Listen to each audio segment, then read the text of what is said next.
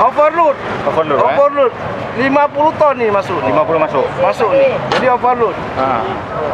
Jadi kalau kita mati untuk jembatannya awet, tolong diperhatikan perhubungan.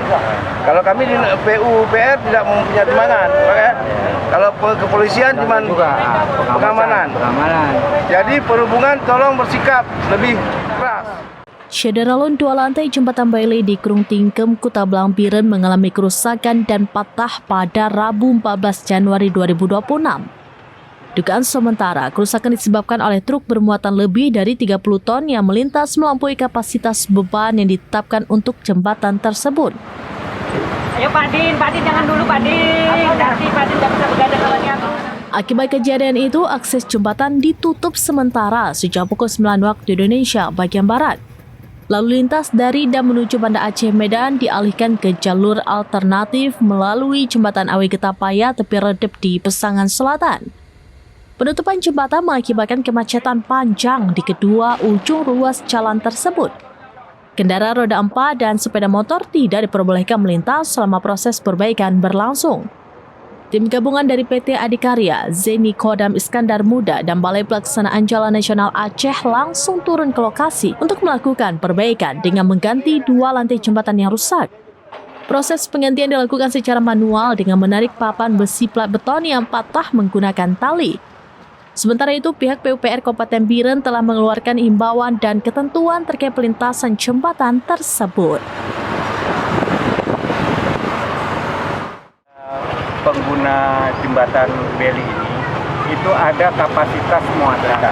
Kapasitas muatan ini tertera semua tertulis, sudah kami kasih spanduk atau segala macam. Itu maksimum muatan 30 ton, include seluruh muatan. Tapi dengan kita lihat seperti ini overload ini, odol ya. Overdimensi, overload. Dan jadi dengan ini kalau kita selalu membuka seperti ini, jembatan ini nggak akan bisa lama. Karena ini kan kapasitas muatan atau jembatan ini 30 ton, jadi dihimbau kepada pengguna jembatan ini bukan hanya truk, tapi seluruh masyarakat. Jadi dengan seperti itu tolong sama-sama kita jaga agar muatan-muatan yang lewat sini ikutilah apa yang sudah disarankan.